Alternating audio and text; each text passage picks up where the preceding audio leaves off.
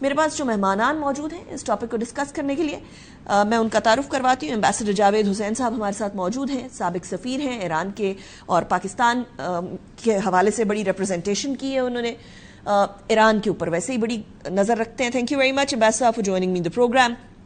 کوموڈور retired Khalid Chishti sahib ہمارے ساتھ موجود ہیں. He's a defense analyst, has been very keenly observing this entire situation. Thank you very much Chishti صاحب for joining me in the program.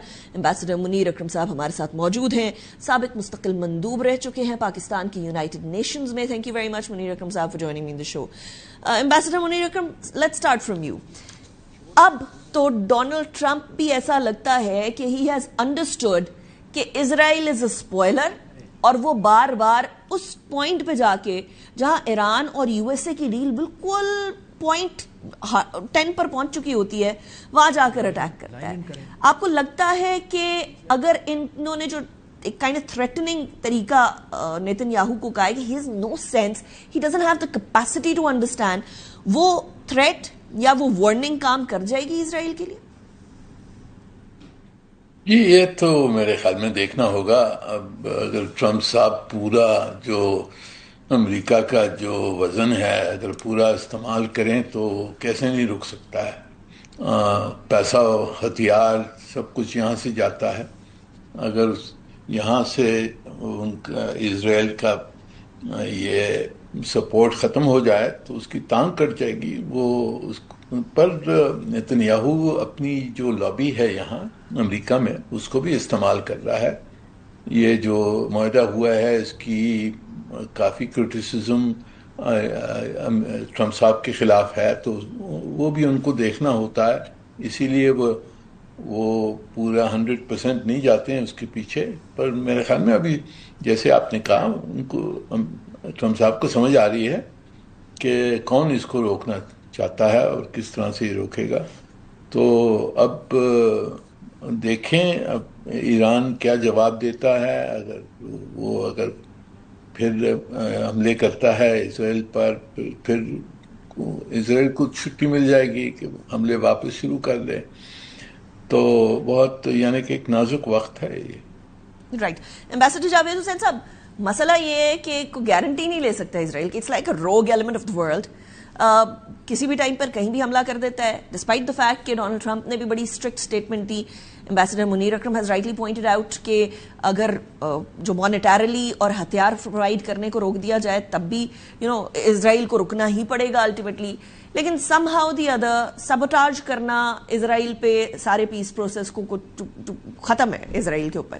سو ایسی situation کے اندر کیا یو ایس اے گارنٹی لے سکتا ہے اسرائیل کی؟ اور ایران تو پوری رسپانسبلٹی یو ایس اے پہ ڈال رہا ہے کہ دس از یور رسپانسبلٹی کہ آپ اپنے اس بغل بچے کو سنبھال کے رکھیں.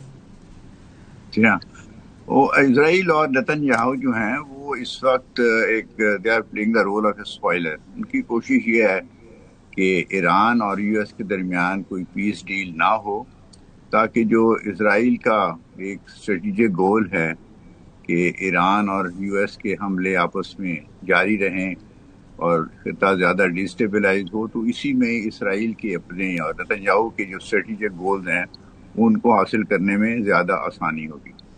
تو اسرائیل کی تو یہ کوشش جاری رہیں گی. اب سوال یہ پیدا ہوتا ہے کہ کیا امریکن گورنمنٹ, امریکن پریزیڈنٹ اور ایڈمنسٹریشن جو ہے وہ جیسے غالب صاحب نے کہا ہے, do they have the willingness and the will and the power to restrain اور کنٹرول اسرائیل. تو میرے خیال میں پاور تو ان کے پاس ہے, کیونکہ اسرائیل جو ہے اپنی ملٹری صلاحیتوں کے لیے ایران پہ اور امریکہ کے اوپر بہت ڈیپینڈ کرتا ہے.